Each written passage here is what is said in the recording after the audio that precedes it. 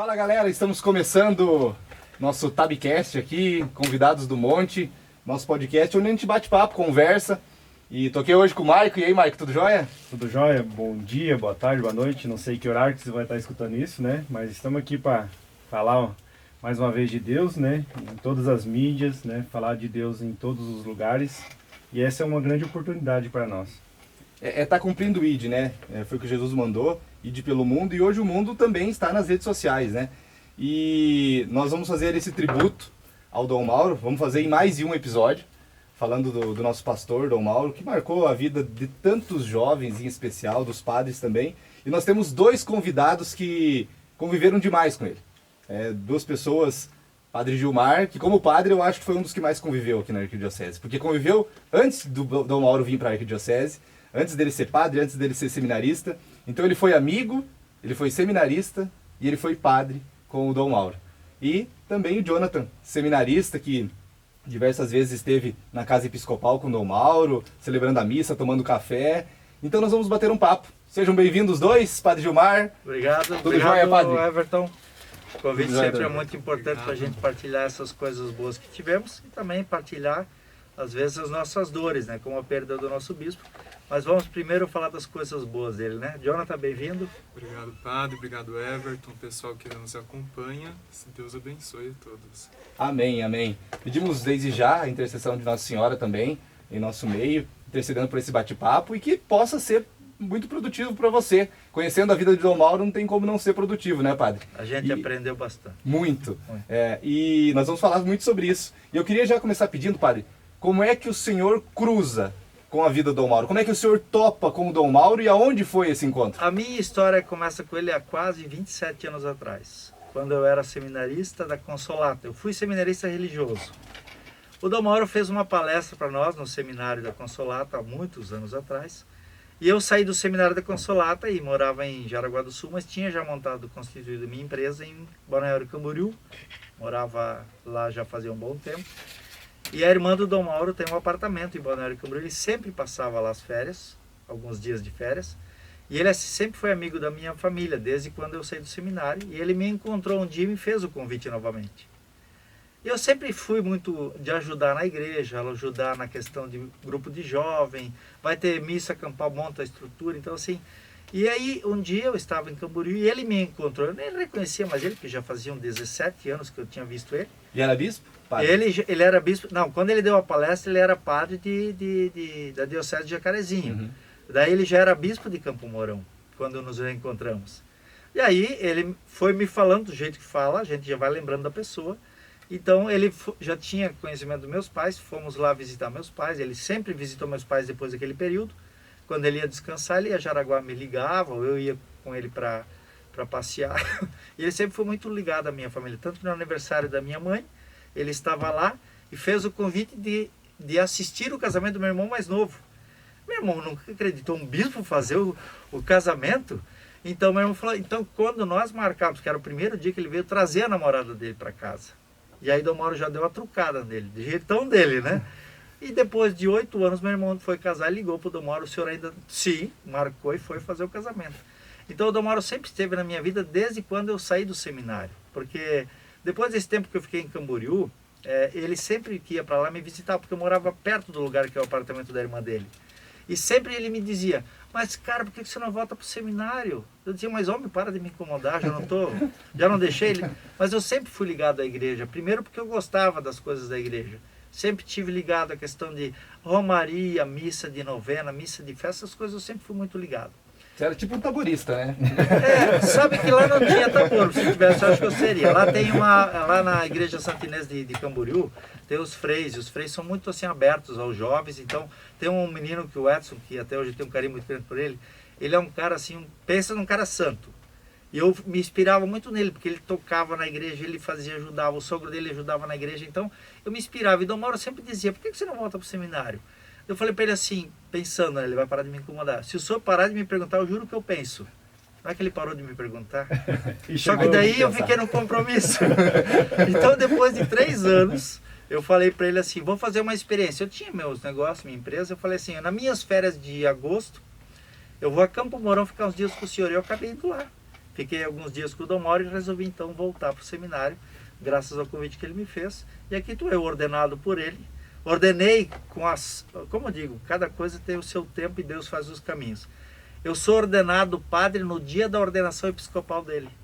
14 de agosto de 98 ele foi ordenado, eu 14 de agosto de 2015 fui ordenado. Então, eu fazia aniversário presbiteral no dia que ele faz aniversário episcopal. Então, eu fiquei muito feliz porque foi uma consequência, ou digo assim, uma coincidência, porque nós íamos ser ordenados em dezembro. Dom Mauro, por um motivo de agenda, alterou e deu 3 opções. E caiu para mim a data do aniversário dele. Então, eu fiquei muito contente por essa opção. E Dom Mauro vem na minha vida desde lá, e sempre me acompanhando. E é legal isso, padre. E é legal isso, padre, porque o poder que Jesus tinha de mudar a vida das pessoas, Sempre. e levar eles consigo. Por exemplo, o chamado de Pedro, né? Sim. Você vê um Jesus que chega lá e fala assim, vem ser pescador de homens. E tira Pedro do seu lugar. Sim. Ele tirou o Senhor do lugar. Eu Ele fiquei viu 18 o poder anos, Everton, eu fiquei 18 anos fora do seminário. Você imagina voltar para o seminário com a cabeça de seminarista consolata, Sim. que era assim, bem rígido a formação. O Dom Mauro tinha uma grande vantagem, ele sempre acolheu muito bem todos os jovens e seminaristas de modo especial. E eu não fui diferente, não porque eu era amigo dele, mas porque ele sabia do potencial que o jovem tem. Ele consegue desenhar na pessoa o que ele quer para ela. Isso ele fez comigo e com tantos outros. Então nisso eu posso agradecer ao Dom Mauro. Hoje sou padre graças a ele, não por causa de mim. Sim. Graças a ele, porque teve paciência comigo aí. Pensa num cara difícil. O padre, o senhor falando dessa maneira de ter uma empresa, né? E eu, quando eu conheci agora uma coisa particular, quando eu conheci o padre Gilmar, todo mundo falava, é o padre tecnológico, né? Sim. Conta essa história para nós, como é esse padre que tinha essa empresa, né? Eu, particularmente, vi agora que o senhor postou da onde o senhor está congregando Na Paróquia Nossa Senhora de Caravaggio. que tem agora um equipamento novo, então Sim. essa veia tecnológica continua então, padre? Continua. Eu vou explicar um pouco, então, antes de eu ser padre, eu sou formado em Sistemas de Informação e Segurança Online, sou formado em Design Gráfico, Web Designer, Intranet e Extranet, e trabalho numa linguagem chamada PHP com MySQL and Dreamweaver, que era da época. Hoje não se usa talvez tanto isso. Então, eu cuidei por muito tempo, até o Jonathan lembra, cuidei por 12 anos da PASCOM da nossa diocese. Agora, devido aos outros problemas, eu saí. Sempre gostei de tecnologia. A câmera nova que nós estamos implantando, que é também uma ideia nova para as outras paróquias, eu coloquei 2 câmeras de 360 dentro da minha paróquia, uma fixa e 2 360. Não tem muitos lugares que tem isso. A minha ideia é de fazer a igreja estar mais presente e ter mais dinamismo. Porque nós temos o costume de pensar, vou falar para vocês, não me crucifiquem, padres que me ouvem. Nós pensamos em tudo, menos no povo, na igreja. Nosso som às vezes são uma porcaria. Muitas vezes temos som ruins, microfones o mais barato. E a fiação, hoje tivemos uma experiência, o que é um fio faz, né? Sim. Estraga o som, tritura com a qualidade do material que você está produzindo. Você pode ter uma excelente homilia, se o som for ruim, a metade já foi embora. Então assim, nós temos que investir mais na tecnologia, temos que nos aproximar do futuro, porque a igreja normalmente está um pouco atrasada na questão de tecnologia. Em relação até aos protestantes, né, padre? Nós estamos Sim. um passo atrás, ou 2, Sim. talvez. Então assim, eu sempre gostei de tecnologia. Por exemplo, as pessoas falam, padre, porque você tem celular novo. Eu gosto dessa tecnologia porque eu quero estar dentro. Não porque eu acho bonito, é porque eu gosto de aprender. Eu lembro que quando eu comprei a primeira vez uma câmera em 360, me chamaram de louco. O Dom Mauro falou, para que você quer esse negócio? Eu falei, Dom Mauro, eu sou da PASCOM, eu deixo a câmera aqui, ela vai filmar em qualquer momento, eu posso olhar para qualquer lado, então eu não perco a cena. Sim. Eu gravei eventos que depois eu fui lá para ele e digo, o que o senhor quer colocar para aparecer? Ele falou, eu nunca vi um negócio desse. Porque eu estava vendo em 360 graus o que acontecia, eu escolhia a cena que eu queria colocar, não ficava estático, parado. Para mim isso é estar dentro do tempo. Então eu sempre gostei.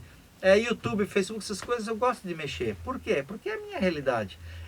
Como a minha formação, ela é mais da parte tecnológica antes de eu vir para o seminário, então eu sempre gostei de mexer em tecnologia, digital, essas coisas de tablet, de computador, cansei de ir em paróquias arrumar, porque o padre diz que não consegue um técnico que arruma, a rede não funciona, o meu sistema não conecta, o meu servidor não sei o que, eu cansei de arrumar.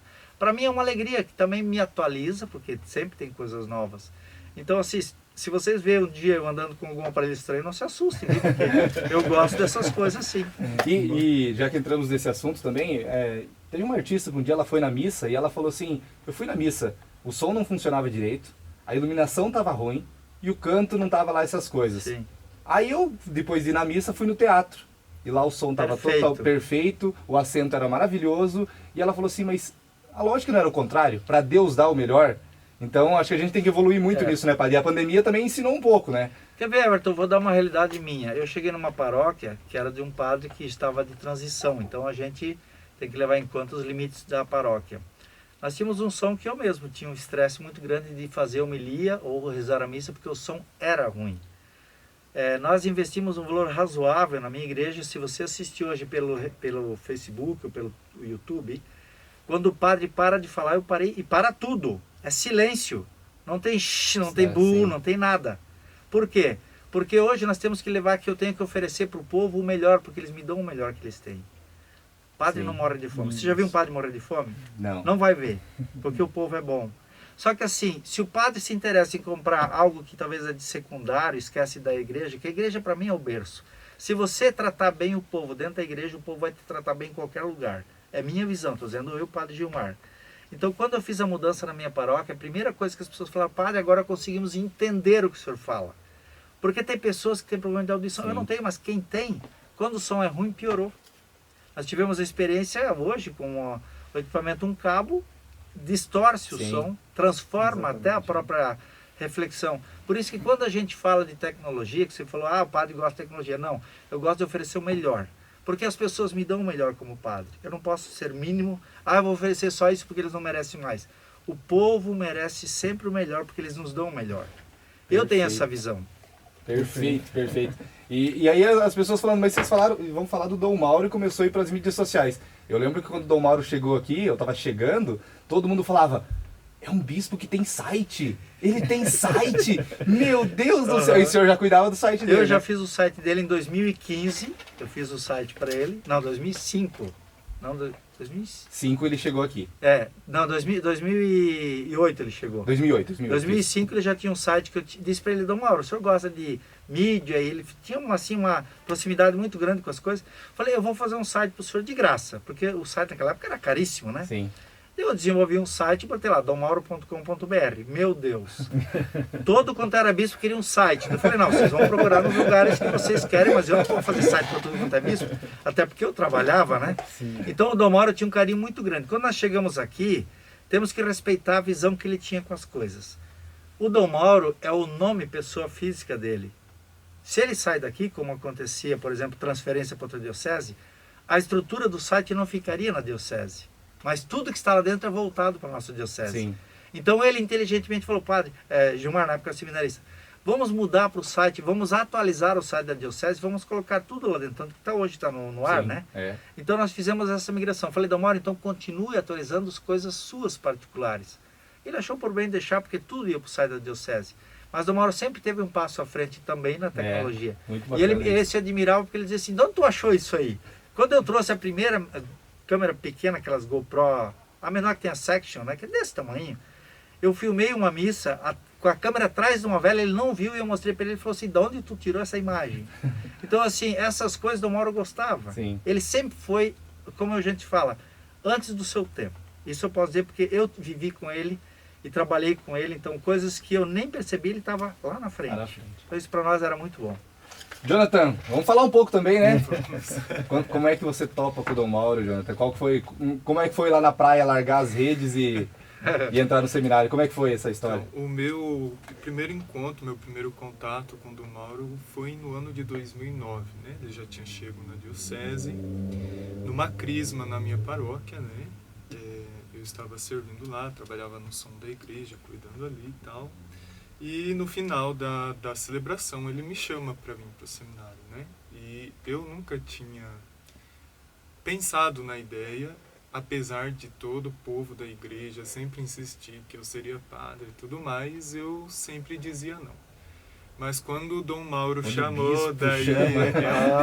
Quando ele bate o anel... sério, né? Aí o negócio é sério. Daí eu comecei a pensar na possibilidade, depois do chamamento dele, né? Mas Deus já tinha se utilizado de muitos outros instrumentos para me chamar e eu sempre dizendo não. Eu digo que Deus foi muito paciente comigo, né? Mas em 2010, então depois do chamamento do Dom Mauro, eu acabei ingressando, fazendo acompanhamentos no seminário. Em 2011 eu ingresso no seminário assim, a nossa relação foi se desenvolvendo, né? Eu voltei para o seminário, voltei a estudar quando entrei novamente no seminário, entrei para o seminário porque eu tinha abandonado os estudos, né? Então, Dom Mauro sempre foi uma pessoa forte, como o Padre Gilmar disse, uma pessoa visionária. Ele olha para frente, ele acredita no jovem. E assim, eu não acreditava muito em mim, mas ele me viu, ele viu um potencial, alguma coisa ali, e ele quis despertar isso, né? Então foi graças ao chamamento dele que eu me despertei novamente para a vida de estudos, me deslanchei, consegui terminar o ensino médio, que era uma coisa que eu tinha abandonado, fiz faculdade de filosofia, agora estou terminando teologia, e é tudo graças a ele, né? A mão dele ali, sempre do lado, protegendo, incentivando, uma voz amiga sempre. E Jonathan, como é que chega nessa relação que muitos de nós não tivemos com ele, os meninos que estão aqui, a Dilmar teve também. Até ele bateu o pé um pouco ali, né, que ele era um pouco teimoso, mas você teve essa relação de estar lá na casa episcopal, de conviver mais com ele, nos momentos em que nós não convivemos. Como é que era esse Dom Mauro aí? Olha, esse convívio, ele veio depois do que a gente chamava de paradigmas, né? Que ele é um castigo, digamos assim. Você falhou em alguma coisa, tá ali o paradigma te esperando. Ele dá o paradigma, exatamente. Quando a gente sai de férias, ele era uma pessoa assim que gosta muito que a gente vá visitar ele, que pose, pernoite na casa dele, faça companhia, né? E eu não fiz isso um ano, e ele falou, então, próximas férias você vai ficar as férias inteiras comigo, como paradigma, não vai ficar em casa. Porque ele dizia que quem não visita o bispo não respeita a igreja. Então ele todos nós tínhamos, o Jonathan lembra esse castigo seu, só cortando do Jonathan, ele pagou o paradigma, mas porque o Dom Mauro usava disso para conhecer nós. E o Jonathan, como viveu fora aquele ano quase inteiro, o Dom Mauro queria o conhecer. Isso foi muito bom para o Dom Mauro conhecer ele e ele conhecer também Dom Mauro. Eu digo porque eu morei 3 anos com o Dom Mauro. Então isso que ele fala é muito profundo mesmo. Pode continuar, desculpa, Jonathan. E ele fazia isso então com todos? Todos. Se não fosse visitar no próximo ano, as férias vai ter que... levar uma paradigma. O castigo era muito bom, né? Castigo bom, mas vocês não sabem o que tem depois. Né?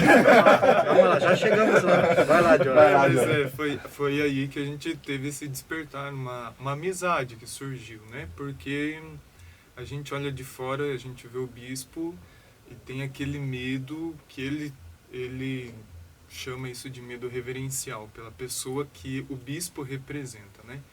Qualquer um de nós, sempre quando chegava perto, tinha aquele receio de fazer brincadeiras, alguma coisa. E eu acho que, te cortando, Jonathan, o Dom Mauro quebrou um pouco isso, né? E acho que deveria ser no todo isso, né? Não poderia ter esse medo, mesmo que seja reverencial, mas tinha que ser uma relação um pouco mais, e às vezes dá aquele medo, né, padre? É o perfil, vou dizer porque depois do Jonathan conclui. Dom Mauro é diferente, Dom Lúcio tem o seu perfil, Dom Lúcio era mais, um bispo reservado. Dom Mauro era povão. A gente fala, Dom Mauro era o ano 99, todo mundo podia acessar. Então assim, para nós seminaristas, poder jantar na casa do bispo, ficar um final de semana indo para ele nas missas, até para nós aprendermos a cerimoniar, que é uma coisa que a gente vai usar muito. Hoje ainda eu sou, como a gente fala, coroinha, com 40 e poucos anos. Então assim, eu e muitos outros seminaristas, todos que passaram pela casa dele, ele usava isso para ensinar e também mostrar que ele é uma pessoa que ele quer nos conhecer, ele quer que a gente conheça, porque nós tínhamos que confiar nele, eu confiava muito nele. Tanto que eu virei cônomo da diocese, eu nunca tive problemas com ele. Como eu falei, nós discutimos assuntos de trabalho. Como pessoa, ele é um homem que tinha um coração que cabia o mundo. Esse era o grande problema dele. Ele cuidava de todo mundo, esquecia que ele tinha que cuidar dele. Né? Então esse é o Jonathan, ele vai poder referenciar, porque o Jonathan passou ultimamente os tempos com ele. Então ele foi amadurecendo também nessa questão de olhar a pessoa em sua fragilidade e levantar. Isso ele fez com muitos jovens, não só com ele, não só comigo, com vários. Porque a gente tinha as fragilidades, né? Claro. Continua, Jonathan. Então, o Dom Mauro é aquele tipo de pessoa, como o padre Gilmar estava falando, que ele, de longe, ele sabia quando você estava bem, quando não estava. Isso os demais seminaristas sabem bem. Ele era uma pessoa muito presente no seminário, na vida do seminário. Então ele chegava lá, ele olhava todos nos olhos, cumprimentava, e quando não estava bem ele sabia. Se ele chamava alguém do lado para conversar, você já sabia que aquela pessoa não estava bem, porque ele tinha um olhar clínico para essas coisas, e como um pai ele cuidava mesmo, ele animava, ele exortava a pessoa para para voltar a crescer na fé. Ele alimentava isso, ele sustentava a pessoa quando estava caindo. Inúmeras vezes ele fez isso comigo, né? E assim, como a gente vai se desenvolvendo nessa vivência de estar próximo dele, né? A paternidade dele é muito grande. Ele não é só um pai espiritual, ele ultrapassa isso. Especialmente para nós seminaristas, a gente percebe, nós tivemos experiências estudando fora, em outras dioceses, Padre Gilmar também veio de fora, sabe que muitas vezes do perfil, como ele diz, dos bispos, não há essa proximidade, essa paternidade tão grande. Embora o bispo seja presente, é diferente. O Dom Mauro era uma pessoa com um coração muito, muito grande, fora de série. E Jonathan, esse tempo que você passa lá com ele, muita gente tem curiosidade, qual era a rotina do bispo? Vamos lá. Pesado. O homem não para, né? O Dom Mauro é uma pessoa que tinha uma vida assim, de jovem, eu acho que ele era uma pessoa assim, ele tinha uma força, uma coisa que me cansava só de olhar. Acho que eu tenho um espírito de velho, mas ele tinha um espírito de jovem. Ele acordava sempre muito cedo, uma pessoa de intensa vida de oração. Inúmeras vezes eu saí do quarto onde eu estava, de passar pela capela, ele estava lá rezando sozinho já, esperando a gente para rezar as laudes ou fazer alguma outra oração que a gente tinha combinado, ele já estava lá sempre. Isso sem contar que muito antes no quarto ele já estava, você já via que ele mandava mensagem cedo, estava rezando. E depois a gente acordava, aquela vida assim, praticamente do seminário, ele quase tinha uma rotina do seminário, né? Acorda cedo, reza, toma café, vai para os afazeres, almoça, reza as horas médias. Ele tinha assim uma vida muito pontual e uma agenda impecável, porque ele honrava todos os compromissos, né? E é legal isso porque às vezes a gente vê um bispo que tem a questão administrativa, né, padre? Que é muito grande, né, Jonathan? E você pensa, será que ele tem tempo para a vida espiritual? E aí você falando isso, dando esses testemunhos, você vê, dá tempo, né? O Jonathan falou uma coisa muito interessante. Os bispos têm muita sobrecarga de trabalho. Dom Mauro sabia o horário. Ele tinha horários específicos para a oração, por isso que ele exigia de nós sempre. Quem não visita a capela está escondendo alguma coisa, porque nós tínhamos que fazer esse trabalho, um trabalho espiritual. Eu sempre digo, quem não tem nada não oferece nada. Por isso o Mauro ele tinha tanta coisa para oferecer, que se abastecia. Então isso é uma coisa que o Jonathan experimentou, porque ele ficou os últimos tempos nas férias. Eu não tive essa oportunidade por causa da paróquia. O Jonathan muitas vezes foi em missas que ele ia, como a gente fala, detonado, acabado, cansado, mas estava feliz, rezava bem, acolhia todo mundo, atendia e ainda dava bênção no final da missa, fora esta que a gente fala, né? Porque uma coisa, Everton, não sei se vocês vão entender o que eu estou falando. Nós, padres, quando terminamos a missa, tem uma coisa chamada bênção final. O que é isso? Uma bênção. Aí a pessoa termina a missa, ela vem, padre, dar uma bênção. Sim. É comum. Eu vou dizer que não, o Dom Mauro tinha o maior carinho de dar bênção particular. Já recebeu a bênção. Então essas coisas que o Jonathan está falando são muito verdadeiras. Ele se abastecia muito bem para poder oferecer. Sim, e muitas vezes, padre, a gente tem testemunho aqui que nós íamos muito na missa na catedral às 19 horas e ele às vezes ficava lá, né? Sim.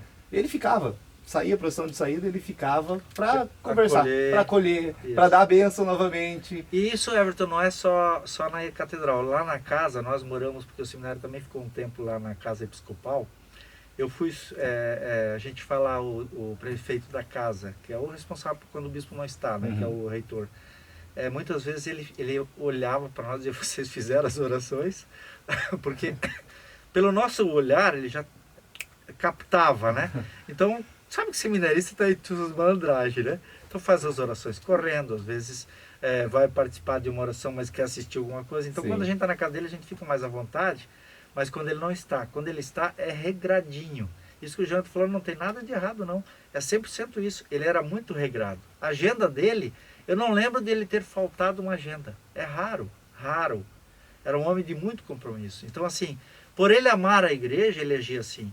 E essa questão de viver com ele também nos ajuda. Por isso que eu digo, o Jonathan, para todos os filhos que estão nos ouvindo, que já moraram uns dias com ele, ou ficaram algum tempo lá pagando o paradigma, a gente vê que aquilo enriquece bastante. Sim. Né? Ouvindo o Jonathan falando, né, como seminarista, né, olhar, mas acho que não é só como seminarista, eu presenciei muitas vezes, igual o Everton falou, a gente ia na missa na catedral, ele olhava nos olhos da gente, ele estava fazendo... Entendia, né? Muitas vezes brincava comigo, ele gostava muito, eu sou São Paulino, ele é santista, ele sempre estava tirando sarro, né? E o que é mais, assim, até eu me emocionei um pouquinho com o Herbert, falou, o meu filho pedia para ir na missa porque ele cumprimentava, ele se aproximava, ele dava o meu filho... papai, cadê o Dom Mauro, né? Depois que ele vê... Então, isso ele já estava olhando lá, igual vocês estão falando. O trabalho seminarista, ele está olhando na frente, mas com a vida também já está olhando na frente, né? Porque o meu filho talvez pode ser um seminarista, né? Ou a gente tem talvez esse privilégio, né? Então ele já estava acompanhando, né? Ele ultrapassava gerações, né? Porque assim, o meu filho, padre, até domingo na missa ele chamou o filho do Maico, ele queria fazer pergunta pro padre Zico. Sim. Onde está o Dom Mauro? Então ele ultrapassava gerações. Minha avó, protestante, falou, meu Deus, eu não acredito que o Dom Mauro morreu. Então ultrapassava gerações, ultrapassava as barreiras da igreja. Era incrível o que esse homem fez, né? Então pode continuar aí, Jonathan. Como é que era o fim de tarde dele? Vamos lá, o fim de tarde. Gente, era assim, as minhas férias normalmente eu passava com ele, mas eu sempre assumo compromisso na minha paróquia, né?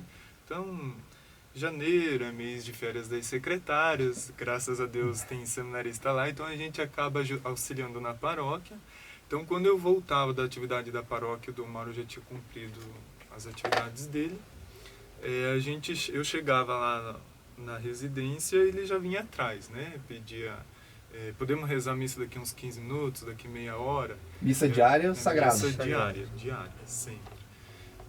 Às vezes ele celebrava até mais, porque tinha compromisso de rezar, por exemplo, no mosteiro para as irmãs, e à noite ele rezava para mim, né? Quando eu estava lá. Porque às vezes não dava tempo de participar com ele em outro lugar. Então, missa sempre tinha com ele. Ele perguntava se podia, né, e tal. Então, ele esperava eu tomar o meu banho depois do dia e tal, e ia para a capela. E ele já estava lá com as coisas, às vezes se eu me enrolava muito no banho para me arrumar para ir para a capela, ele já estava com as coisas da missa arrumada, ele já estava pronto esperando. Então eu chegava, celebrava a missa, fazia questão de sempre proclamar a homilia, fazer a homilia dele, né? Quando ele não tinha preparado alguma coisa, ele lia a homilia do livrinho, mas ele sempre fazia questão de fazer a homilia, né? De pronunciar algumas palavras. E as homilias dele, o padre Gilmar sabe, aqui no seminário, quando o seminário era na residência episcopal, a gente passava apurado, né, padre? Porque a homilia dele era meio pergunta e resposta para ver até onde nossa capacidade vai. Assim. Isso era muito bom porque enriquecia a gente, porque ele perguntava quando ele percebia que a gente não sabia, né, Jonathan? Isso. Ele dava dicas, mas a gente, por quê? Porque a gente já ouviu, mas às vezes não consegue associar. Então isso fazia com que a gente chegasse o mais próximo possível daquilo que ele queria. Isso era importante, que o Jonathan falou. Ele tinha essa preocupação de missa diária para nós. Ele podia ter rezado missa fora, de manhã, de tarde, não importa, ele ia lá de noite E rezava. tinha missa para nós. Qualquer seminarista, porque normalmente não ficava só, né, Jonathan? Normalmente ficava 4, que acabei no carro para ir junto, ele botava. Do Mauro era desse jeito. Então, assim, sempre foi muito aberto. E essa questão do Jonathan falar do empenho dele pela formação, sempre foi muito, muito empenhado com os seminaristas, com a formação.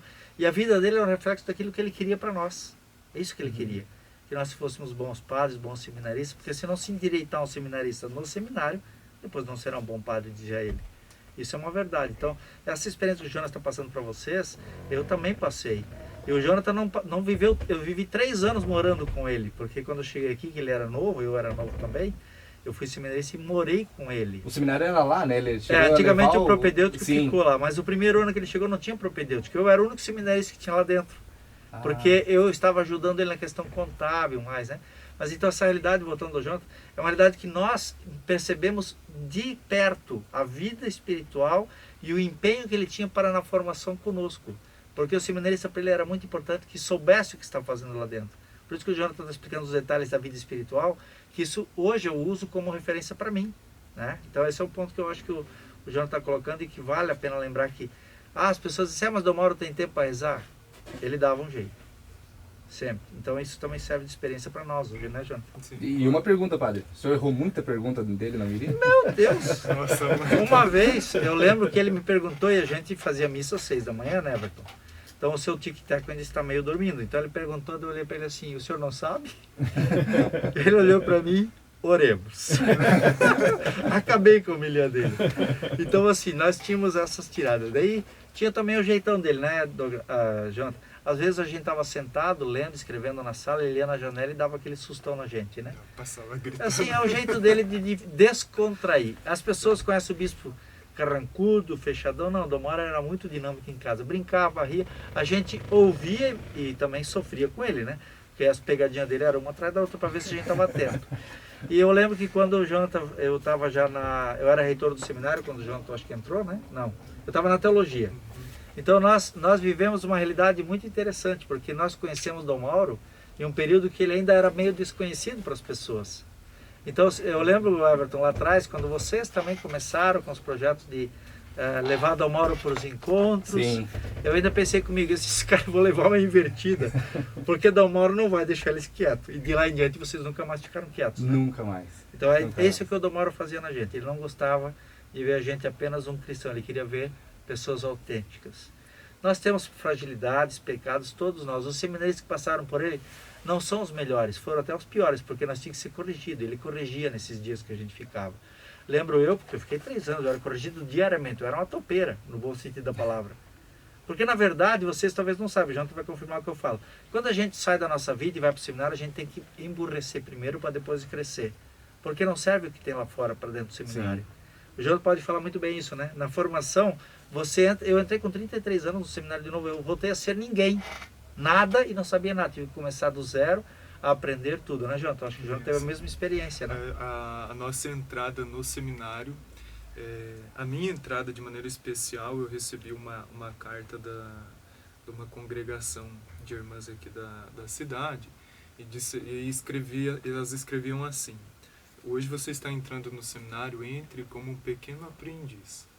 E isso faz muito sentido, porque muitas vezes a gente que acha que tem um conhecimento de igreja, quando a gente entra para o seminário, a gente quer, de repente, mostrar que a gente sabe, e a gente de fato não sabe nada.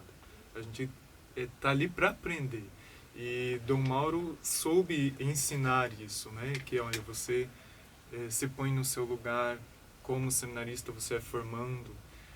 Ele te forçava nas tuas qualidades para te fazer sobressair, mas nos teus limites ele conhecia também e entendia as tuas limitações, né? E não só comigo, tantos outros seminaristas com tantas limitações, e ele sempre foi muito prudente, muito consciente das limitações e sempre trabalhando em cima. Ele forçava, forçava mesmo para a pessoa se desenvolver. E quantos se desenvolveram, né? E dificilmente você vê um seminarista que não gostasse dele, mesmo até os que saíram, né, padre? Olha, eu tenho seminaristas que saíram e ficaram mais próximos dele ainda. Sim.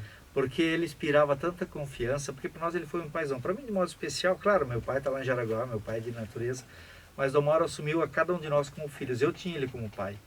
Qual a maior qualidade dele como pai, padre? Eu acho que a paciência, porque ele tinha paciência que tinha que dar, olha, tinha que analisar para onde ele tirava tanto, porque nós fazíamos tanta coisa errada, né, John? Meu Deus do céu, seminarista, quem está nos ouvindo, os seminaristas, nós temos que melhorar muito. Porque assim, o seminarista, isso também tem a ver com a casa, né? Casa chamada casa de formação, nós vamos ser formados, não estamos prontos. A gente vem com muitos limites, muitas barreiras. Aquilo que o Jonathan falou, que o Dom Mauro trabalhava em cima da tua limitação, isso aconteceu comigo, aconteceu com todos que passaram lá. Muitos jovens ficaram até mais tempo do que nós na casa do bispo, porque ele percebia naquela pessoa um grande potencial amortecido. Ele fazia aquilo desenvolver.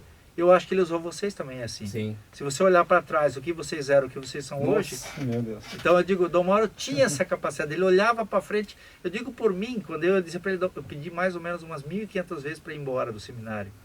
Porque eu estava com 33 anos, olhava o piá com 18 fazendo besteira que eu não entendia como. Mas é a fase de aprender. E ele dizia, calma filho, calma. Era o dele, né? Vocês conhecem a figurinha. Então eu dizia para ele, mas Dom Mauro, não tem como entender. Ele falou assim, mas você não tem que entender tudo, tem que passar para você aprender lá na frente a trabalhar com isso. Porque nós aprendemos muito, de modo especial os seminaristas e os padres também, porque nós fizemos todo ano encontro com o bispo. Padres de 1 a 5 anos de padre, de 5 a 10 anos, são encontros particulares com o bispo. Ele nunca foi deselegante com ninguém, nunca falou mal de alguém para o outro. Você não ouviu o Dom Mauro falar mal de padre ou de seminarista, ele podia advertir. mas sempre de modo particular. Era raro, ele dava uma bronquinha, mas brincando, mas assim, para a pessoa Sim. também se tocar, né? Porque a gente também não é perfeito, mas a gente levava cada um nos dedos. Mesmo depois de padre, né? Não, de padre. Também, Mais ainda, porque de aham. padre você já pertence ao clero, já está formado, já teve a formação, Sim. não soube usar. Agora, como seminarista, ele era mais maleável, mas como padre, quando era para corrigir, ele corrigia e fazia nós percebemos que aquilo nós já aprendemos, só não soubemos usar. Porque a formação, ela realmente ela é muito rica em crescimento espiritual e formação como pessoa. Eu digo por mim, eu aprendi muito nesses anos com o Dom Mauro. E tenho certeza que ele, todos os seminaristas que passaram, a gente não sai igual, né, Jonathan? Com certeza. E vocês têm essa experiência também. Quando o Dom Mauro chegou na vida de vocês, Nossa. vocês pensavam em fazer um programa para falar dele? Não. Então, Não, eu assim, lembro até hoje, padre, foi em 2008, né? Logo depois que ele foi ordenado na catedral, tomado Tomou posse. posse em janeiro. Nós fomos visitar ele e ele nos atendeu, porque ele já começou reformando a cúria, né? E ele nos atendeu na casa episcopal. esse é um outro passo. É outro, totalmente, É né? uma história muito complexa. Por isso que eu digo, se nós fôssemos ficar só o que eu e ele temos de vivência, de diocese com bispo, teríamos que ter horas.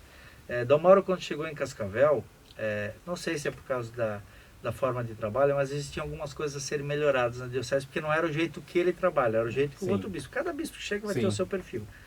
Então, assim, nós começamos a reformar, mas antes de eu falar só dessa reforma, eu vou falar o que o Jonas falou, eu fiquei no meio do caminho com o link e não liguei.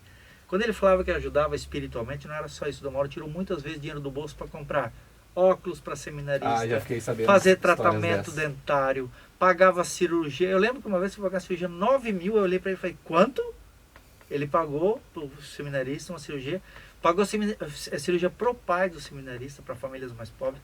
Então, nesse ponto, eu digo para vocês, Dom Mauro fazia assim a diferença. E voltando agora à reforma, que a gente estava falando, quando chegamos aqui, o Dom Mauro imprimiu a imagem dele na diocese. Ele mudou contabilidade, mudou forma de atendimento, mudou o jeito de trabalhar. Então, assim, nós tivemos que aprender a lidar com o jeito do Dom Mauro. Vai ser eterno? Eu não sei. O que é útil, se o outro bispo quiser utilizar, usa. Sim. Porque o outro bispo vai vir com o perfil dele. Temos que respeitar ele, mas claro que acolhê-lo bem. Mas lembrando que não é um bispo igual ao outro. Nunca vamos ter o outro Dom Mauro igual. Vai ter outros bispos que possam ser parecidos, tenham carismas parecidos, mas tem o seu perfil. Temos que respeitar isso no novo bispo também. Até os seminaristas, eles têm um perfil de bispo, que era até o dia da morte do Dom Mauro. Agora eles têm que ter um novo perfil de bispo que vai ser o que vai ser escolhido. Vamos torcer a Deus, pedir ao Espírito Santo que mande para nós um logo, e de preferência que tenha também, pelo menos, o perfil da nossa diocese, para que seja um bom pastor. E sobre isso que o senhor estava falando, de quanto ele mudou a nossa vida, porque quando a gente teve os primeiros encontros com ele, eu lá na casa episcopal, depois, aí começamos a convidá-lo, o senhor comeu tudo, né? A gente começou a convidar ele para ir para o Tabor, ir para o Retiro. A gente começou a se apaixonar mais pela igreja, porque a gente via alguém tão entregue pela igreja, por Jesus, pela causa do Evangelho, que a gente falou, não dá mais para ser igual. Então, Dom Mauro fez isso em nós, a não ficar mais parado, estagnado. Hoje esse podcast também é por causa dele. Então eu vou te perguntar, Everton, agora o Jonathan pode responder. Se por vocês que não viviam com ele ficaram assim, imagina nós que vivemos com ele, né? Então os padres e seminaristas realmente amavam muito o Dom Mauro. Ele para mim, de modo especial, foi um pai. Quando perdemos ele foi terrível. Para mim foi uns dias, eu fiquei aquela semana agoniado, ruim. Não queria atender ninguém, estava bem para baixo, mas eu tinha que fazer minha função. E depois pedi a Deus para que realmente eu aceitasse, porque é um processo natural. Sim. Nós não aceitamos porque a natureza humana não quer, né? Mas tínhamos que aceitar assim com bastante tranquilidade, porque Deus já está com ele. Sabe por quê? Eu digo para vocês porque assim, quando o Mauro estava na UTI, na primeira vez que foi entubado, ele já recebeu a unção dos enfermos. Dom Mauro já é um santo no céu. Por que recebeu a unção? Já estava em estado de graça. Então hoje só podemos dizer para que Dom Mauro olhe para nós, olhe para a nossa diocese, olhe para esse povo que amava ele. Então, assim, se para vocês já fez uma mudança tão grande, que não viveram, não levaram bronca, tantas, né? E também não foram corrigidos, porque ele queria muito bem, então nós, imagina o carinho que nós, seminaristas, padres, temos pelo bispo. Então, realmente, ele faz bastante diferença. Eu sei que o João também deve ter sofrido bastante, porque viveu muitas realidades com ele. Ele vivia com cada um a sua realidade. Com o Jonathan ele vivia de uma maneira, comigo ele teve outras realidades, com os outros que passaram teve outras realidades. Teve seminarista que ficou lá meses, quando teve pandemia, passou 2, 3 meses lá dentro. Por quê? Porque ele sempre gostou de ver a pessoa, ele queria conhecer a pessoa. Então isso talvez ele viu em vocês não perceberam. Então depois vocês foram descobrir, quando ele já despertou em vocês, algo que talvez despertou em nós como seminaristas, o amor pela igreja. Por isso que a gente se apegou tanto à igreja. Porque nós fizemos certo, Dom Mauro, uma coisa que também ninguém quase percebe, que Dom Mauro nunca fez as pessoas só amarem ele. Amar ele era fácil. Agora ele fez amar aquilo que é mais importante, a igreja. Nós aprendemos a amar a igreja como ela deve ser amada, porque é ela que nós temos que estar ligado. Cristo Sim. é eterno. Dom Mauro passou e deixou o legado. Agora o que nós vamos fazer? Vamos rezar por ele e vamos continuar com aquilo que ele nos mostrou, que é o amor pela igreja. Então Dom Mauro tinha um carinho muito grande pelas pessoas que se dedicavam. Os jovens, os casais, as pastorais.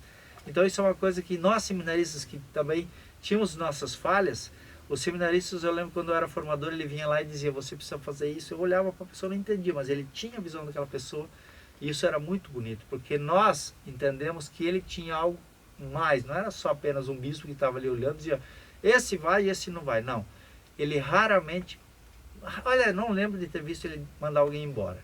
Ele sempre, eu digo que sim, ele era o sucateiro, ele tentava restaurar todo mundo, mesmo que tinha entortado o chassi, ele ia lá e tentava endireitar, porque para ele era mais uma vocação, mais uma vida. E isso, padre, eu lembro de uma situação, o Michael está aqui de prova, ano passado, quando ele chegou para mim e falou assim, Everton, você e o Padre X precisam se unir, precisam parar de treta, ele falou para mim. Você é uma grande liderança, ele é o pároco da paróquia, vão lá e conversem, numa boa, vão abertos, à misericórdia de Deus.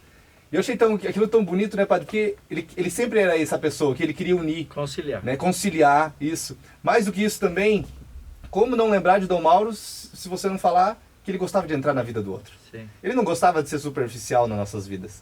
Né? Eu lembro que ele chegou pra mim, a primeira coisa, vou celebrar teu casamento. Vai me chamar? Vai me chamar? Eu lembro que eu estava junto. Eu morei, nesse tempo que você está falando, Everton, que vocês iam na casa dele, eu já morava, porque eu vim para cá com ele, né? Então eu lembro desse povo que vinha lá e eles saíam assim com os olhos olhando para cima, pensando assim, que bispo que é esse? Porque muitos não entendiam. Sim. Porque o bispo que nós tínhamos era o Dom Lúcio, um homem de Deus também, um homem santo, mas tinha o perfil dele. Sim. E o Dom Mauro tem um perfil diferente.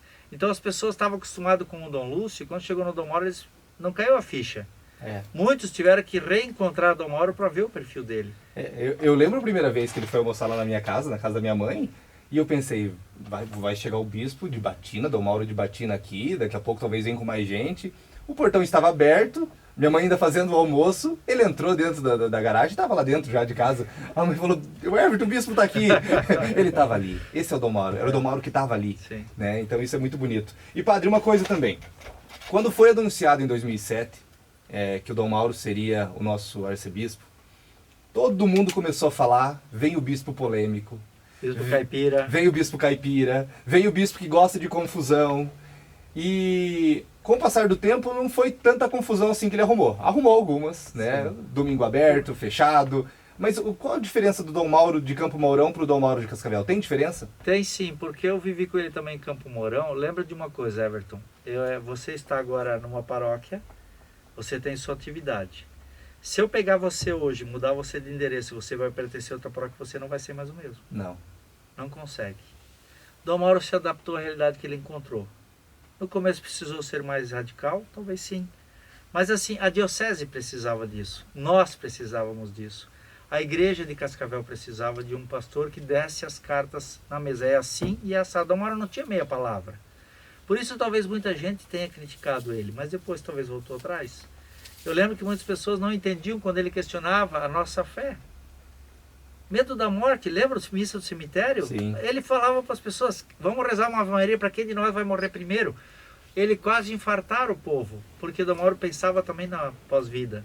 Então Dom Mauro tinha um perfil, ele se adaptou à realidade que ele encontrou. Nós não vamos ser iguais, Everton. Isso é uma coisa que todos nós temos que entender. Seminarista é uma coisa, o Jonathan está aqui, quando ele for pároco, ele não é mais igual. Quando ele sai daquela paróquia e for para outra, ele também não é mais igual. As pessoas acham que o padre Gilmar vai ser da Caravaggio, que está hoje, saiu do seminário, agora vai na Caravaggio, vai ser o mesmo perfil. Não somos o mesmo. Porque nós temos realidades diferentes. Quando eu saí do seminário, eu era formador. Eu só mandava nos seminaristas, porque a função do seminário é formar. Quando eu fui na Caravaggio, tive que o espírito de pastor, acolher. Não posso brigar tanto com eles. Sim. Tenho que chamar a atenção. Estilo Dom Mauro. Eu também tenho um perfilzinho meio dele. Como diz um pé lá no Dom Mauro.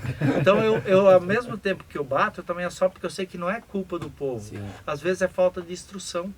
Então assim, Dom Mauro veio para cá e encontrou uma realidade que ele também talvez não esperava. Mas ele foi muito feliz nas colocações porque ele fez nós entendermos que a igreja está aí. E mostrar para o povo que a igreja está aí atuante, que ela ama, isso não é para qualquer um. Dom Mauro fez isso com muito talento. Tanto que quando Dom Mauro ficou, vocês vão analisar o que eu vou falar agora. Quando eu coloquei, porque a ideia de fazer o mutirão de oração foi meu, falei com o Padre Zico e o Padre Divo, que estavam me acompanhando junto. Eles concordaram, fiz a divulgação no site para fazermos um mutirão de oração. Eu duvido que não rezou por ele. Sim. Todo mundo rezou. Dioceses vizinhas rezavam por ele. Dioceses de fora da nossa região rezaram por ele.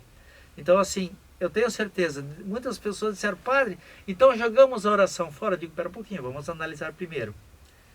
Você pararia para rezar se não fosse Dom Mauro ficar doente?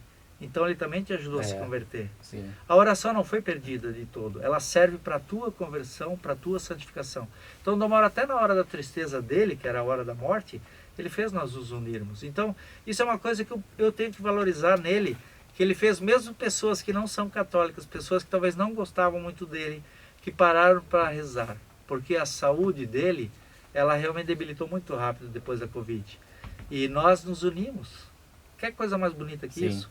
Nós fizemos vigílias de quase 24 horas. O seminário fez vigílias de 24 horas. Nós fizemos, acho que 2 vigílias presenciais a madrugada inteira. Sim, eu lembro. inteirinha. No dia do velório vocês me ligaram para ir na frente da catedral, mas como era alta pandemia, eu falei, Everton, eu não posso fazer isso, mas se você quiser, fica à vontade, porque ali fora nós o mandamos, né? Mas assim, não é só vocês, paróquias de interior, que os jovens se reuniram para fazer adoração em honra a Dom Mauro, em pedido de cura. Agora eu te pergunto, quem consegue fazer isso assim naturalmente? Não consegue. E isso também, padre, o que o senhor falou, ele era duro nas homilias, ele era um leão nas homilias, mas na confissão, quando estava muito um gatinho. Era ele aquele que acolhia. Ele falava. Muita coisa interessante, quem teve a experiência também da confissão ou do diálogo, porque às vezes as pessoas procuravam ele na cúria para pedir direção espiritual, quantas pessoas saíram de lá chorando? Eu dizia assim quando eu encontrava, faça o que ele mandou. Não, porque a pessoa não quer ir contra o seu princípio. Dom Mauro dizia tudo ao contrário. Daí ele dizia para a pessoa fazer o que ele entendeu e o que ele achava. Aí passava tempos, eu encontrava a pessoa de novo lá na cúria para falar com ele, eu peguei, e aí? Poxa, foi tão bom. Eu digo, pois é. Às vezes ouvir a voz de quem tem a experiência, ou quem pelo menos bota na mão de Deus o desígnio, muda totalmente. E Dom Mauro tinha uma coisa, Everton, eu acho que você deve ter percebido isso muito no movimento de vocês. Dom Mauro era muito ungido assim na questão de palavra, gesto, e ele pedia muito a Deus para iluminar a decisão dele, porque a decisão dele normalmente era sempre iluminada. Ele tinha muito assim a força de pedir a Deus pela força do Espírito para que ele pudesse saber discernir. Porque uma coisa que ele dizia para mim sempre, eu lembro que o João talvez deve ter ouvido, ele perguntava para mim, você prefere conhecer ou ser conhecido? Eu sempre dizia, eu prefiro conhecer, porque ser conhecido não é viável. Eu prefiro conhecer porque eu posso olhar para a pessoa e perceber nela algo que os outros não veem. Então, saber lidar com aquele momento, com aquela pessoa, era uma coisa que o Dom Mauro fazia muito bem. E vocês jovens, nós jovens, a missa jovem, olha esse exemplo, qual diocese teve uma missa jovem como a nossa? Quem que incentivou a gente? Foi o bispo. Se não fosse ele, não aconteceria. Eu Então, lembro até hoje, quando eu cheguei com a proposta, ele em momento algum falou, não 11 horas da noite, e olha que algumas pessoas, muitas falaram, não, isso é loucura. Não, é loucura. Não vai dar ninguém. E ele, não, nenhum momento.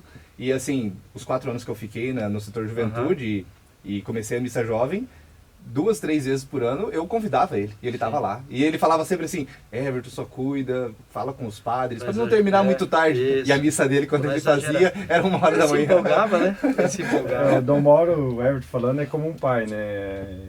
A missa jovem, eu lembro muito, veio muito na minha cabeça quando a gente levou a ideia do Taborão. Era eu falei pro Everton, o bispo não vai aceitar esse negócio aqui, que a gente vai fazer um negócio para evangelização, onde vai levar jovem, onde que coisas diferentes. Onde vai gastar mais, na época, 150 mil reais. O bispo vai falar assim. Mas vocês esqueceram que ele estava à frente de vocês. Exatamente, né? Aí nós chegamos no ponto, né? Ele falou não falou não. Ele falou assim, estudem, analisem e contem comigo. Esse era o diferencial do Dom Mauro. Porque quando o Dom Mauro ia nos nossos eventos, ou no final do nosso evento, na missa de encerramento, a gente falava assim, ele está com nós, né? Isso era de uma Fortalece. Era incrível. Era incrível, porque assim, dava respaldo para nós, né? Que muitas vezes algumas pessoas questionavam o jeito que a gente estava evangelizando, a forma que a gente chegava no jovem, né? Sim. Mas Dom Mauro estava ali, né? Então eu resumo muito a passagem do Dom Mauro na minha vida presente. Dom Mauro sempre esteve presente na minha vida. Eu tive a graça de ter o Dom Mauro no meu casamento, no batizado do meu filho e todas as conquistas que a gente fez E para a ele igreja. gostava, né? Não era aquela coisa que alguém chamou e ele vai ter que ir. Não, ele queria estar presente, né? Aquilo que eu falei, os sacramentos para ele, a minha igreja, tudo era muito fundamental. Padre, uma coisa que talvez ninguém saiba, mas em 2014 ou 15, eu não vou precisar o qual dos anos, no Taborão, ele estava na Assembleia, na CNBB, em Aparecida. E aí nós conversando, ele falando, não vai poder estar no Taborão. Aí quando ele sai daqui, ele me mandou uma mensagem. Procurei uma passagem, comprei a passagem, e eu volto no domingo, celebro a missa, e Tem segunda eu volto para a CNBB, para a reunião dos bispos. Uhum. Cara, eu falei, que isso, cara? É, Que isso, o cara ele vai voltar lá de Aparecida para uma missa aqui, e depois, só que ele não pôde voltar, por quê? Porque ele seria o presidente da celebração, lá. porque os bispos falecidos. Sim. E Dom Armando tinha falecido Sim. naquele ano. E aí, como ele teria que presidir, ia ser um dos que iam presidir, Uhum. ele manda mensagem no sábado para nós ainda, não vou poder voltar, vou ter que cancelar a passagem. Até falei que a gente pagaria a passagem, não. Sim. Não, imagina, eu vou pagar a passagem. Tudo. Quero uma briga com ele, digo que você vai pagar. Então, olha a grandeza, né, Sim. do servo de Deus, do homem que quer estar presente com o seu povo. É por isso que nós sempre temos assim uma estima muito grande. Claro que o novo bispo tem que ser muito bem aceito, nós vamos ter que trabalhar com essa limitação que nós vamos encontrar entre o que nós temos, que é a nossa realidade atual, e o novo bispo. Isso é muito bom não para nós só da igreja, mas todo o povo. O novo bispo tem que ser muito bem acolhido, ele vai ser o nosso pastor. Sim. Com limitações talvez sim, mas é o nosso pastor. Então nós também temos que usar ele e fazer ele caminhar conosco nessa nova etapa, mudança, para que ele continue dando essa abertura a nós, ao nosso trabalho, ao trabalho dos jovens, das famílias, porque a igreja não pode parar. A igreja de Deus ela é muito, muito Sim. divina, e graças a Deus nós vamos ter um bispo logo, se Deus quiser, e aí esse bispo vai ver a realidade que ele está. Por isso que eu falo, se o bispo lá ele não foi bom, esqueça, aqui é outra realidade. Não adianta você dizer, o bispo é bom, o bispo é ruim. Eu já vi padres que fizeram uma paróquia com arregaço, a paróquia ficou linda, linda, mandaram noutra, não deu certo. Então assim, é só estando aqui vivenciando. A realidade do momento. Não né, vamos padre? julgar o novo bispo, não vamos julgar os nossos párocos, porque são formas distintas. Eu vou digo por experiência minha. Eu consigo fazer meus trabalhos, talvez limitados, sim, mas o outro padre pode ser que seja muito bom. Pode ser que o outro padre não tenha o mesmo perfil que eu. Então nós temos que respeitar essa diversidade na igreja. No seminário, o Dom Mauro usava muito bem isso em nós. Eu vou dizer porque eu fui na época também reitor, o Jonathan estava na filosofia, eu fui reitor do seminário. O Jonathan tem uma vantagem que o Dom Mauro aproveitava muito. Esse cara ligou a 220. O Jonathan não tem filtro nem nada. O Dom Mauro dizia assim, leva esses livros, já estavam os livros no lugar. Leva essa caixa. Daqui a pouco, ele pegava para os seminaristas que estavam em Paradigma, ele pegava um monte de entulho que tinha lá atrás no pátio, eu leva lá naquele canto do muro. 2 dias depois ele dizia, traz esse entulho para cá. Chegamos na parte que não é mas eu boa, acabei então. de tirar o... Tem a parte ruim do paradigma também. É o que Chegamos eu na parte falei. que não é boa. Então assim, eu dizia, Dom Mauro, mas acabamos de... Sim, mas é que você está sempre fazendo, traga essa aqui para cá, daí a gente vai fazer isso. Então assim, Dom Mauro sabia usar as coisas para enriquecer a gente. Eu lembro que o Jonathan, uma vez nós fomos, eu lembro quando foi arrumada a biblioteca dele, eu pensei, coitado do Jonathan, é livro para te dar com pé lá dentro. Ele tem muito livro. E eu reformei a biblioteca, a sala particular da Casa Episcopal, eu reestruturei, porque como econômico eu fiz a reforma e botei tudo novo, né? Daí ele falou assim um dia, ei, agora quero ver quando eu vou arrumar. Daí um dia eu vi o Jonathan e falei, pronto, se ferrou. Sobrou para ele. Porque realmente assim, o Dom Mauro usava os talentos que a gente tem. Teve vezes que o Jonathan não foi lá, que foi outro para fazer outra atividade. Ele usa muito bem os dons de cada seminarista e de cada padre também. Então essas coisas são coisas que tem que enriquecer a gente. E a gente tem que aprender com isso, né? Então são coisas que a gente vai lembrando que são fatores que nos trazem bastante alegria, porque eu vivi isso. Sim. Eu, por exemplo, sempre lidei com a economia. O que ele fez comigo? Antes de ser seminarista, eu ajudava ele na economia. Eu ia falar isso também, que o padre também traz a sua tecnologia, mas para ajudar, o padre acabou de citar, que colocou uma corrente de oração no site. Uhum. Dom Mauro viu o seu dom e trouxe para Sim. dentro da igreja. Né? Quando eu vim aqui, foi isso que aconteceu. Nós tínhamos o padre Antoninho, capeleiro que cuidava das comunicações. Quando ele foi para São Paulo trabalhar lá com os focalares, ele falou, você vai assumir, né? Eu falei, mas eu sou seminarista, Dom Mauro. Ele falou, mas não interessa? É o bispo que está mandando. Sim. Ele batia o canal assim, né? Para dizer assim, cala a boca e assume. Né? Eu falei, o senhor manda, tá bom, mas assumi. Então eu fiquei muito tempo cuidando, mas fiz dentro das minhas capacidades aquilo que era útil. Então o Dom Mauro olhava isso em nós, olhava para os jovens, talvez em vocês ele viu aquilo que vocês não tinham visto. Talvez em nós ele viu coisas que nós não tínhamos visto. Esse era o Dom Mauro que eu conheço. Então assim, ele nunca estava satisfeito, sempre inquieto e querendo mais. Isso era muito bom, porque a gente crescia, né? E o Dom Mauro que a gente conhecia também era o Dom Mauro que não deixava a gente ir embora, né? O padre falou agora da sala dos livros dele, lá da casa. A gente teve a graça, eu e o Maicon, da gente ir, acho que o Du também foi junto.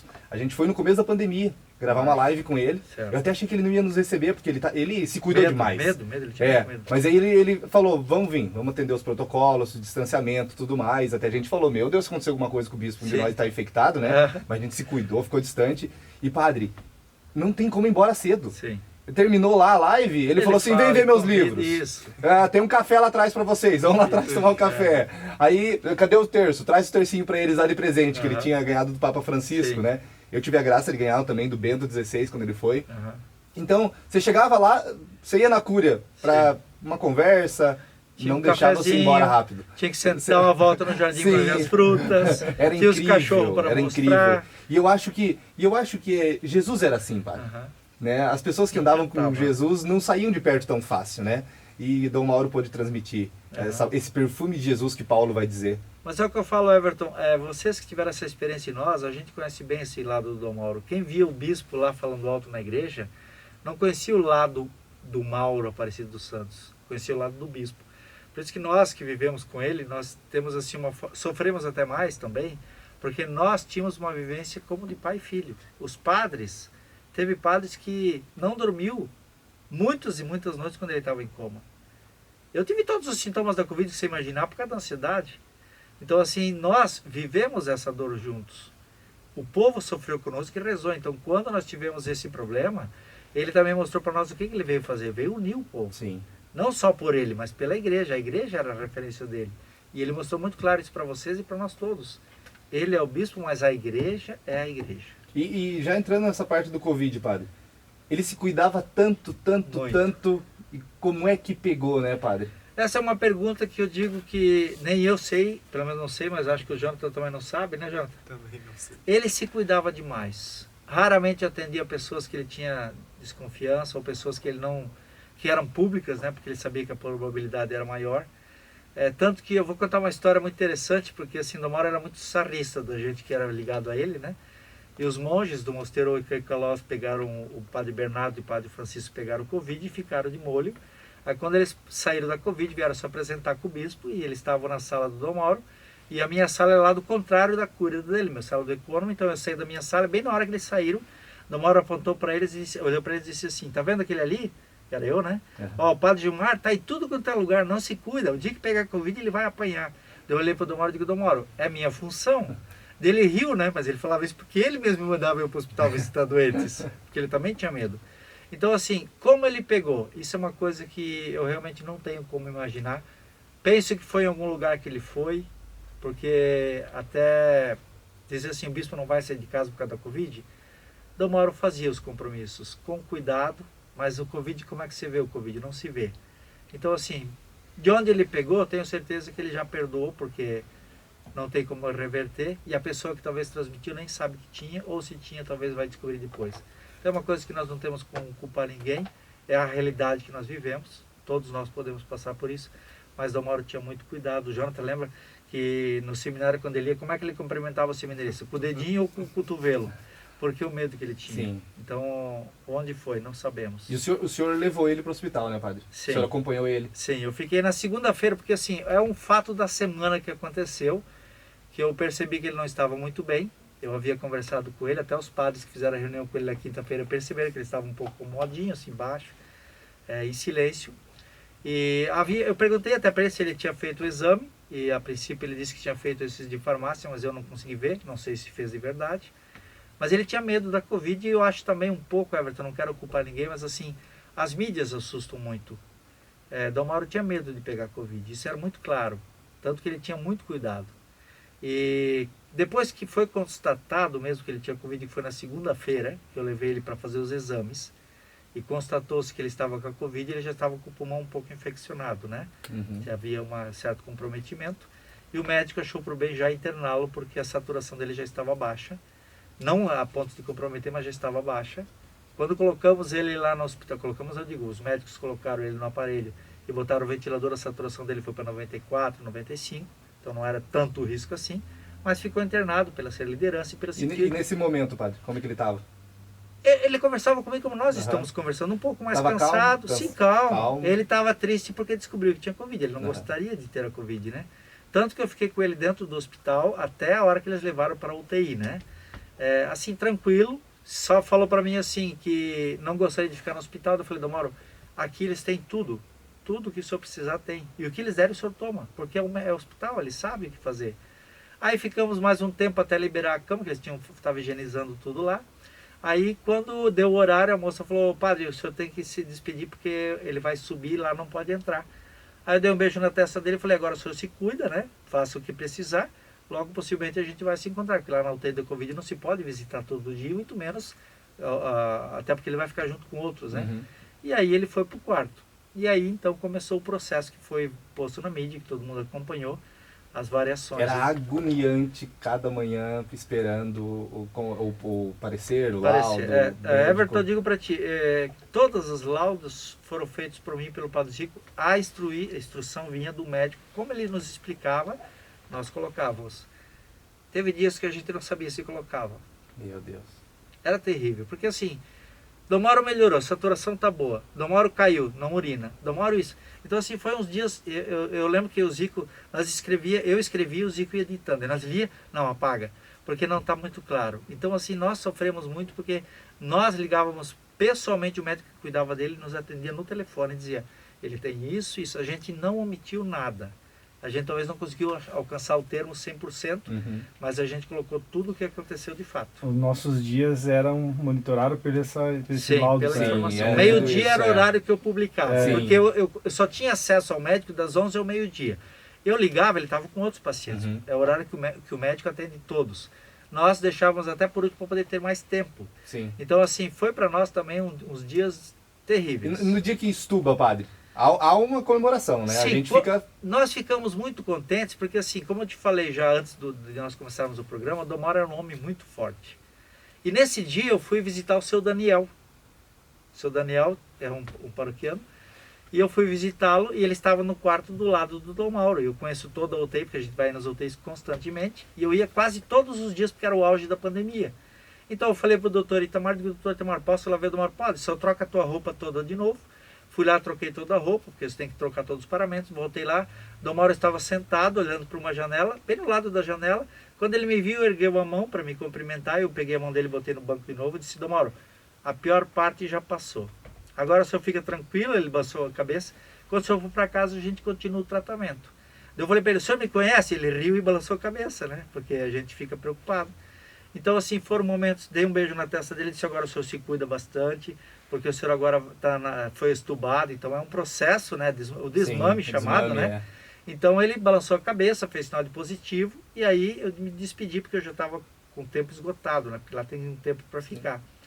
E eu fui várias vezes depois visitar outros doentes da Covid. Mas essa foi a última vez com ele que eu acordado. falei e vi, que eu pude ter o contato com ele, foi a última. As outras vezes eu fui lá só para rezar por Foi ele. um privilégio, né, padre?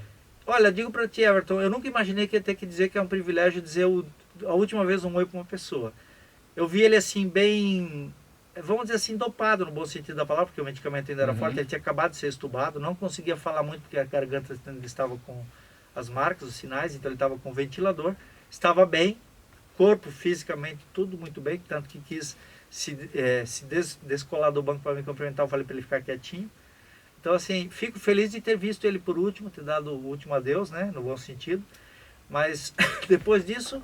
Essa imagem fica na cabeça, né, padre? Fica, porque ele olhou para mim com tanto assim, como a gente fala, o olhar penetrante, né, porque eu fiquei bem na frente dele com aquela máscara de vídeo que a gente usa, e depois eu só levantei para dar um beijo nele, para dar um conforto, né, porque para não dizer que ele está sozinho, né. Porque como nós falamos também antes, Everton, todos devem saber, o Jonathan também já deve ter ouvido, a Covid ela deprime a pessoa. Grande parte das doenças, os doentes da Covid, elas, não sei se é essa a palavra certa, elas acabam falecendo também um pouco pela depressão e a falta da vontade de viver. E eu percebi nele um pouco de tristeza, porque ele sempre foi uma pessoa forte. Dom Mauro era muito forte. E talvez essa vontade de viver fez ele ter medo da Covid. E talvez ali foi que ele demorou um pouco para aceitar que poderia estar Sim. com a Covid. Mas Deus tem os seus caminhos. Também digo que nós rezamos e unimos mais nossa diocese para mostrar o amor Eu a acho que Deus. nem ele sabia o tanto que ele era amado, né? Pela Não. comoção de toda a Não, mídia, não. Ele comoção não tem. de empresários, de pessoas que nem eram tão ligadas à igreja. Deu para ver isso no dia do velório.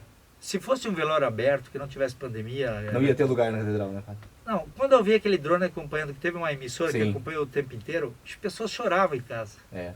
Eu tive que, porque eu não pude acompanhar a procissão do corpo, porque eu tive que ir na frente para abrir o túmulo, porque a responsabilidade da parte dos túmulos ainda é minha. Então, assim, eu tava chorando sozinho. Quando eu vi o drone chegar, o que eu vou fazer? Aí chega o bispo num caixão que... Digo para tirar aquele caixão lá de cima, eu nunca vi tanto sofrimento. Então, não tem palavra. É só dizer assim, obrigado por ele ter passado pela nossa vida. É. Qual foi o seu último momento, Jonathan, com o Dom Mauro? Você lembra? A gente participou de uma missa de tomada de posse na São José José Operário. Operário. Porque foi, provavelmente teve várias posses naquele Uhum. período e provavelmente, né, padre, a gente Uma não dessas. sabe precisar, mas num desses momentos. Porque, de fato, como o padre Gilmar diz, era uma pessoa completamente reservada por conta da pandemia. O Dom Mauro se cuidava muito e talvez por isso eu acredito que ele nem quis aceitar que Isso. Que tinha pego. tivesse pego, porque é Aham. uma pessoa que abriu mão de muitas coisas por conta da pandemia. Deixou de fazer viagens para preservar outras pessoas e se preservar por conta da pandemia. E foi agora, as últimas férias que eu tive, eu passei com ele, né?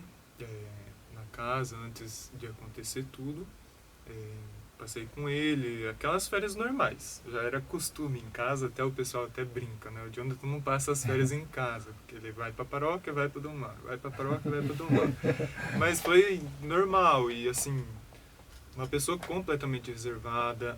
As missas ele procurava não cumprimentar tanto as pessoas, mas não deixava de cumprimentar Sim. aqueles que vinham até ele. O nosso último encontro foi a comemoração dele de ordenação. 12 anos. De 13, ia fazer 13 anos de... Foi em janeiro, né? 25 de janeiro, 25. 25 de janeiro a posse. 25 de janeiro foi a posse. A posse. 24, Ele isso. comemorou na catedral, nós Isso. somos e nossos filhos tiraram ainda uma foto com ele, foi a última foto.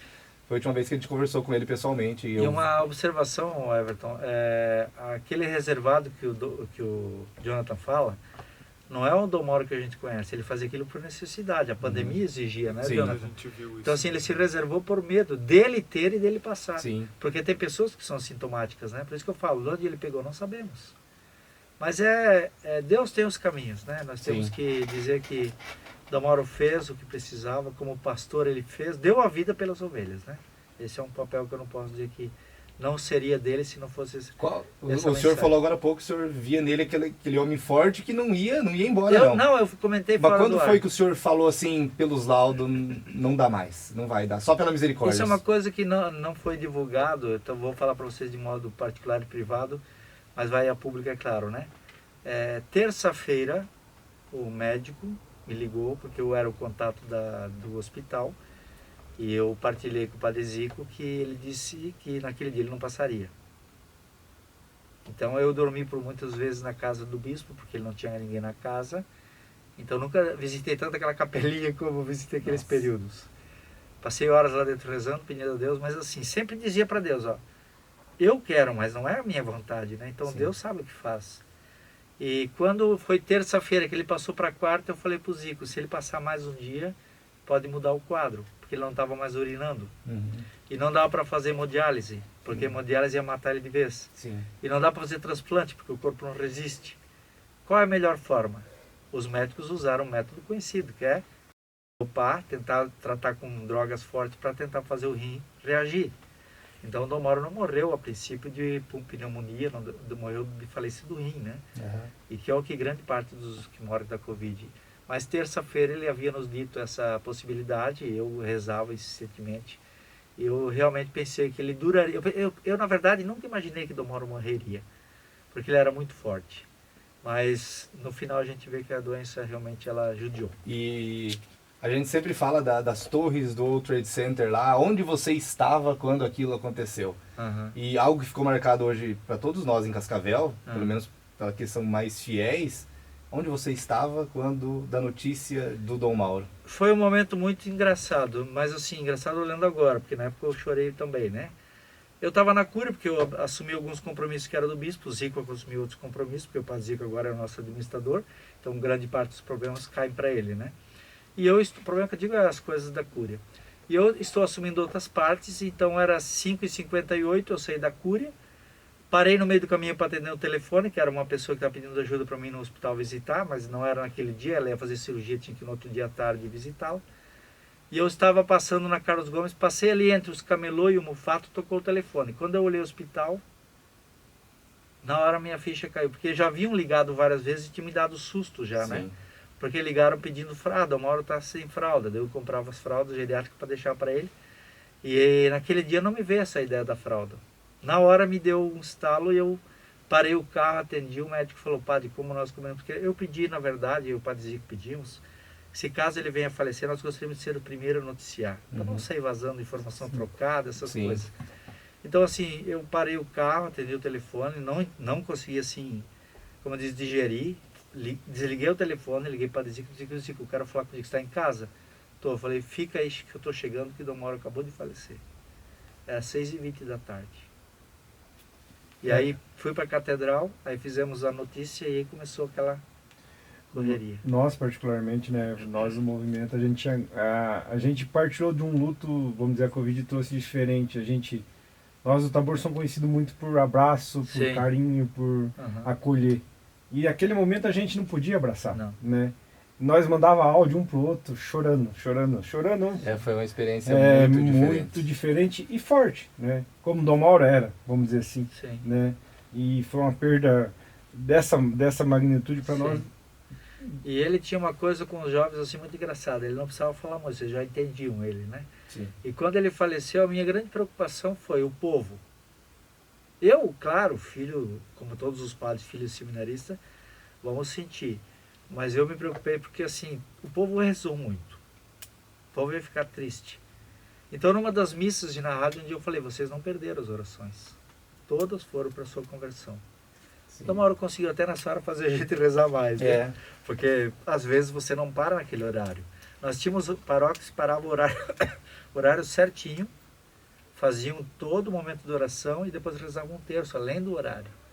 Isso mostra como o Dom Mauro foi importante para a nossa diocese. Como ele fez nós entendermos a igreja que reza um pelo outro. Sim. Então a morte dele para mim, ela só foi cair na verdade na minha ficha, dizer assim, perdemos o Dom Mauro, foi eu acho que na terça-feira. Porque sexta e sábado e domingo, Você só correu, né, padre? eu ainda estava à deriva, como diz, nas correrias, tentando acertar tudo. Padre Zico também estava comigo, porque quando morre o bispo perde as funções da diocese. E eu, como sou ecônomo, aí eu não perco a função, porque no direito canônico o único que não perde a função é o chanceler e o ecônomo. Então, fomos atrás das coisas, o Padre Zico estava comigo o tempo inteiro, porque ele também era o vigário geral e tinha conhecimento de todas as coisas, por isso que foi muito bom ter ele do lado. E aí fizemos assim um momento de, como eu disse, fazendo as coisas de luto, porque O senhor teve que reconhecer o corpo? tivemos que fazer isso, né? Porque assim, como funciona hoje, Everton, as pessoas talvez não sabem. Antigamente você ia na SESC e reconhecia o corpo, né? Hoje com a Covid você tem que ir no hospital, entrar na sala, reconhecer o corpo, eles lacram, botam uma etiqueta e você vai reconhecer a etiqueta lá na SESC. Isso aconteceu com o Dom Mauro. Uhum. É... Foi a parte mais difícil de tudo isso, padre? Não, para mim o mais difícil foi ver ele entubado. Ver entubado. A morte, assim, eu já, depois que a gente diz cai a ficha, né? Uhum. Porque são coisas particulares que a gente não gosta de comentar e ver o corpo morto ninguém gosta, né? É. Mas o mais triste era ver Dom Mauro, aquele homem de tanta potência, assim, de tanta qualidade, imóvel. O aparelho lá fazendo aquele barulhinho que nós não gostamos. Sim. Isso era a parte que eu mais sofri, porque eu ia lá eu sentava um pouquinho lá dele, botava a mão na mão dele e ficava lá, né, rezando. Aí ia embora, fazia meu trabalho, porque eu só podia visitar o doente e passava nele, né?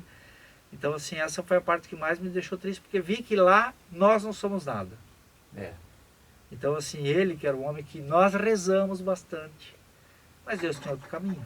Então, assim, aceitar o desígnio de Deus também foi um exercício para mim. Penso que os seminaristas mais também, né? Porque passaram noites e noites rezando. Rezando. Como é que foi lá no seminário, Jonathan?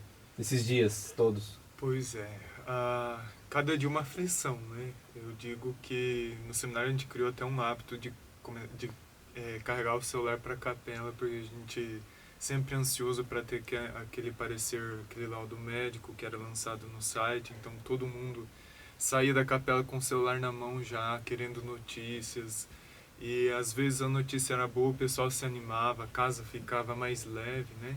Quando a notícia não era tão boa assim, a gente percebia que era assim, é geral, a emoção, a comoção era geral, né? Não é só no seminário, mas de maneira especial no seminário e com certeza no clero, nós que vivíamos mais próximos e tínhamos ele como um pai mesmo, né?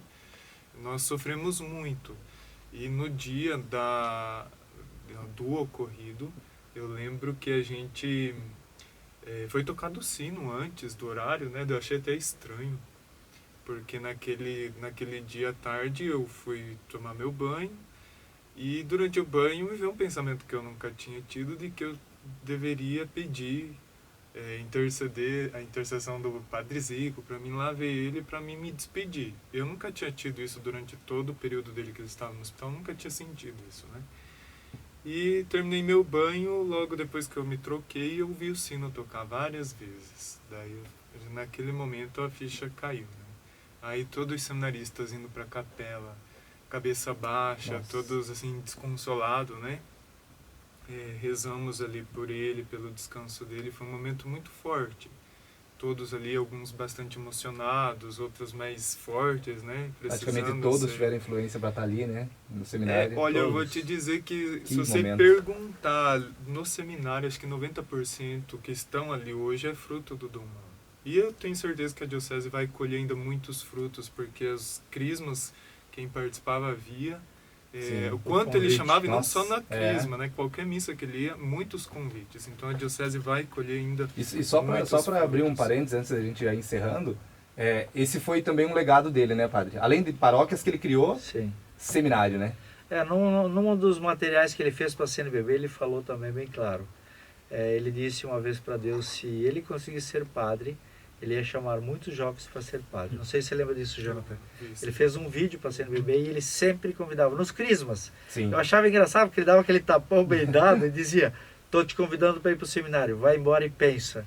Então, assim, ele fez isso muitas e muitas vezes. O padre Jean é fruto do crisma que virou padre. Nossa. O Jean, no crisma dele, levou um tabefe, foi convidado e veio para o seminário, hoje é padre. Vários outros foram convidados por ele. Eu, de modo Sim. especial também, né? Lucas, meu primo diácono. Isso.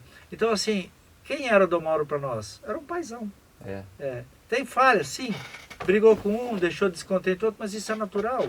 É um homem que estava à frente, quem está à frente leva pedrada também. Mas ele nunca se deixou levar pelo mal, nunca ficou bravo com quem deixou de concordar com ele, respeitava e amava todos. Dom Mauro tinha esse perfil. Uma coisa que é bom esclarecer, padre, nós estávamos falando aqui até antes do podcast, é sobre a guarda do Dom Mauro, Do corpo. do corpo, Certo. que foi tão polêmico que alguns falaram como que X não pode ter o velório. Sim. Então explica aí um pouco, padre. Para todo Primeiro eu mundo... quero que todos que vão ouvir isso entendam muito bem, não é que é um luxo, não. A igreja tem um negócio chamado Acordo Brasil-Santa Sé. E quando o bispo falece, a guarda do corpo é da igreja, da catedral, não da igreja, da catedral. Então o corpo ficou guardado na catedral de portas fechadas e ele foi feito a vigília pelos padres. Tanto que não teve aglomeração, porque a câmara estava em tempo integral aberta. Sim. E as pessoas vão dizer, por que ele é especial? Não, é porque ele era o bispo. Não é porque ele era especial, porque Sim. era o bispo. E se levarmos em conta isso, o bispo, ele é mais do que o prefeito, mais que até os governadores, porque o bispo, para a igreja, para nós, povo de Deus, por ser um país mais católico do mundo, o bispo tem sua referência. E o acordo nos dá esse direito de guardar o corpo do bispo quando ele falece. Se fôssemos em tempo de não pandemia, a morte do bispo, ele ficaria à disposição do povo. O povo ficou chateado, mas o momento não dava oportunidade. Vocês viram, nós estávamos no auge da pandemia. Quando abriu-se a igreja de manhã às 9 horas para a missa, para o sepultamento, foi colocado para dentro todos que queriam, aqueles que puderam. Alguns ficaram do vidro de fora olhando, Sim. alguns acompanharam pela rede social. Então nós ouvimos muitas pessoas falarem, por que que ele teve então o privilégio? Não é que ele teve o privilégio, é um acordo. Sim. A lei diz isso. Então, tanto que o Beto Guilherme, que é da SESC, foi muito prudente conosco. Eu falei, Beto, nós precisamos levar o corpo do bispo para a catedral, mas não pode. Eu digo, mas existe um acordo. Até o Zico estava comigo, nós explicamos para ele, mostramos certinho. Então ele entendeu e realmente esse acordo é assim. A igreja, quando o bispo morre, o corpo pertence à catedral. E ele ficou lá por quê? Porque ele estava sob nossa guarda. Outro dia foi aberto seguindo as regras, 1 hora, 2 horas, 3 horas, no máximo 4 horas de vigília ou de velório. Ele não durou isso, ele das 9 às 10 foi a missa, das 10 foi para o cemitério e foi enterrado. Esclarecido, Então assim, perdão as pessoas que não entenderam, não é a intenção de prejudicar, dizer que alguém é mais ou menos, mas é um acordo e que isso a igreja fez com bastante zelo também. Então o Mauro também entrou nesse real, que ele tinha esse direito. O corpo pertence à catedral e lá ele ficou. Está esclarecido para todos e a gente está encerrando. Falta 3 minutos aí para a gente encerrar. Jonathan, o que você nunca vai esquecer do Dom Mauro? Acho que a personalidade forte dele e a humildade. A forma como ele se apresentava. Ele não era uma pessoa de luxos, apesar daquilo que ele ocupava, Sim. do cargo que ele tinha, daquela pessoa que ele é na igreja. Ele sempre foi uma pessoa muito simples. Quem teve a oportunidade de conviver com ele, nós seminaristas, vimos que ele não tinha dificuldade de sentar na mesa, comer aquilo que era oferecido, sem regalias. Na casa dele, coisas muito simples eram servidas e ele era uma pessoa simples de tudo. A humildade dele é uma característica que marca muito. Padre, o que o senhor nunca vai esquecer dessa longa amizade de um pai, ordenação. de um amigo, de um padre? Primeiro eu digo que a ordenação foi o presente mais bonito que ele me deu, né? Não tem coisa mais bonita, porque para nós padres a coisa mais valiosa que temos é a ordenação. E ele me deu esse presente. 2 modos especiais. Primeiro, por ser ordenado por ele. Segundo, por ter a data da ordenação episcopal dele. Então eu hoje lembro sempre, vou lembrar, sempre no meu aniversário de ordenação, vou lembrar dele porque faz parte da minha história também. E graças a ele eu sou padre hoje. Se não fosse por ele, não sei se chegaria lá. Então, isso é uma coisa que me marcou e vai ficar sempre comigo. Nós estamos encerrando aqui, agradecer ao padre Gilmar, Eu que agradecer ao agradeço. seminarista Jonathan. A gente vai fazer mais uns 2 podcasts ainda sobre Dom Mauro, mas muito, muito prazeroso falar de Dom Mauro. E Joaquim, filho, você pediu onde que o Dom Mauro estava hoje, o padre Gilmar respondeu aí. Está no céu. Com certeza ele está no céu e está intercedendo por cada um de nós. Esse foi o podcast em homenagem ao nosso arcebispo, nosso amigo, nosso pai, nosso pastor, Dom Mauro. Valeu, galera!